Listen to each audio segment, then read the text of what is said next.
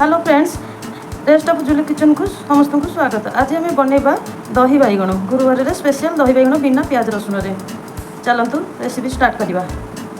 बैगण लुण हलदी लंका गुंड देकी गोलई देले। एबे चलतु दही प्रिपरेशन आगे करवा। काटी सारा पर आम लुण पकेबा, किछि चाट मसला पकेबा, किछि कंचा लंका चिरिकी पकेबा, किसी आंब कषिया अदा पकेबा। जदि आंब कषिया अदा नथिबो ताले आपण आर अदा भी नहीं पारे, सादा अदा। यहाँ आंब कषिया अदा देले ठीक टेस्ट लगे। आउ किछि बीट लुण पकेबा।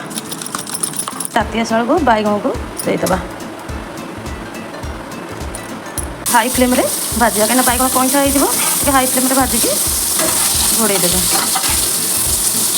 एबे बैगण हो आसिलानी, आम एथर को बैगण को काढ़ीदेबा। जेहेतु तेल प्यान मोर अच्छी, मुझे बेसी देली तेल। सोरिष आगे देबा, तापर जीरा देबा,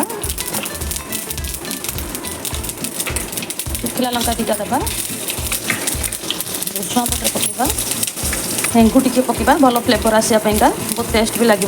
आपड़ पकईकी थरे देखु हेंगु पकईकी। तापर आम बैगण को देदेबा।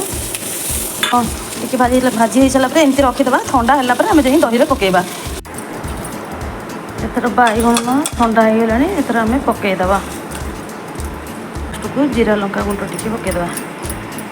जीरा गुंडा देले टी फ्लेवर भल आसो। बैगण रेडी देखते।